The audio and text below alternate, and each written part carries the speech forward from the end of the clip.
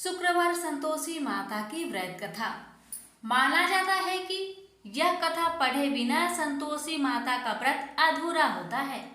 संतोषी माता व्रत की पौराणिक कथा के अनुसार एक बुढ़िया थी। उसका एक ही पुत्र था। बुढ़िया पुत्र के विवाह के बाद बहू से घर के सारे काम करवाती, परंतु उसे ठीक से खाना नहीं देती थी। यह सब लड़का देखता पर माँ से कुछ भी नहीं कह पाता। बहू दिन भर काम में लगी रहती, उपले थापती, रोटी रसोई करती, बर्तन साफ करती, कपड़े धोती और इसी में उसका सारा समय बीत जाता। काफी सोच विचार कर एक दिन लड़का माँ से बोला, माँ मैं परदेश जा रहा हूँ। माँ को बेटे की बात पसंद आ गई तथा उसे जाने की आज्ञा दे दी।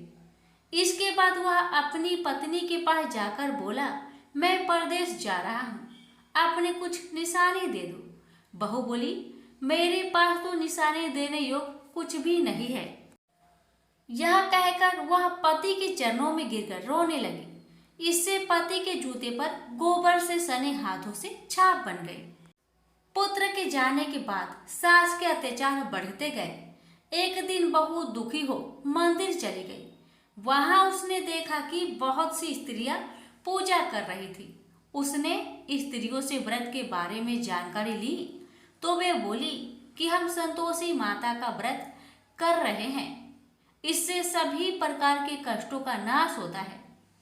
स्त्रियों ने बताया, शुक्रवार को नहा धोकर एक लोटे में शुद्ध जल ले, गुड़ चने का प्रसाद लेना तथा सच्चे मन से माँ का पूजन करना चाहिए। खटाई भूल कर भी मत खाना और ना ही किसी को देना। एक वक्त भोजन करना। व्रत विधान सुनकर अब वह प्रति शुक्रवार को संयम से व्रत करने लगी। माता की कृपा से कुछ दिनों के बाद पति का पत्र आया। कुछ दिनों के बाद पैसा भी आ गया। उसने प्रसन्न मन से फिर व्रत किया तथा मंदिर में जा अन्य स्त्रियों से बोली, संतोषी माँ की कृपा से हमें पति का पत्र तथा रुपया आया है। अन्य सभी स्त्रियां भी श्रद्धा से व्रत करने लगी। बहू ने कहा, हे माँ, जब मेरा पति घर आ जाएगा तो मैं तुम्हारे व्रत का उद्यापन करूंगी। अब एक रात संतोषी माँ ने उसके पति को स्वप्न दिया और कहा कि तुम अपने घर क्यों नहीं जाते।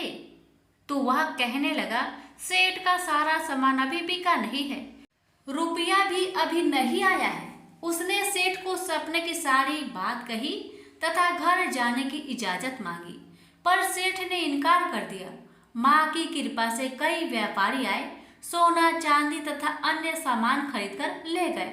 कर्जदार भी रुपए लौटा गए। अब तो साहूकार ने उसे घर जाने की इजाजत दे दी। घर आकर पुत्र ने अपनी माँ व पत्नी को बहुत सारे रुपए दिए।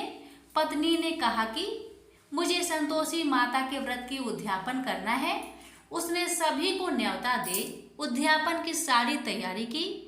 पड़ोस की एक स्त्री उसे सुखी देख ईर्ष्या करने लगी थी। उसने अपने बच्चों को सिखा दिया कि तुम भोजन के समय खटाई जरूर मांगना। उद्यापन के समय खाना खाते खाते बच्चे खटाई के लिए मचल उठे तो बहू ने पैसा देकर उन्हें बहलाया। बच्चे दुकान से उन पैसों की इमली खटाई खरीदकर खाने लगे तो बहू पर माता ने कोप किया। राजा के दूत उसके पति को पकड़कर ले जाने लगे तो किसी ने बताया कि उद्यापन में बच्चे ने पैसों की इमली खटाई खाई है। तो बहू ने पुनः व्रत के उद्यापन का संकल्प किया। संकल्प के बाद वह मंदिर से निकली तो राह में पति आता दिखाई दिया। पति बोला, इतना धन जो कमाया है उसका कर राजा ने मांगा था। अगले शुक्रवार के उसने फिर विधिवत व्रत का उद्यापन किया। इससे संतोषी माँ प्रसन्न हुई। 9 माह बाद चांद सा सुंदर पुत्र हुआ। अब सास बहू तथा बेटा माँ की कृपा से आनंद से रहने लगे। प्रेम से बोलिए संतोषी माँ की जय।